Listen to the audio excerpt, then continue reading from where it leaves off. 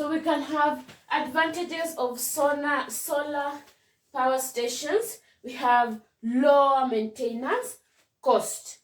Lower maintenance cost. We have a lower maintenance cost.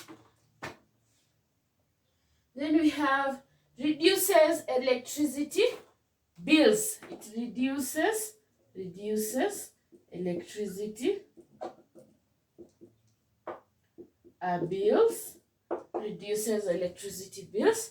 It is a renewable source of power. It is a renewable source of power. And then it has no pollution.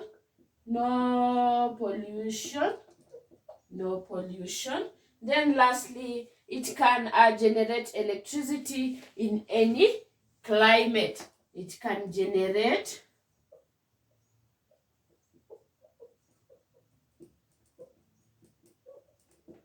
in any climate.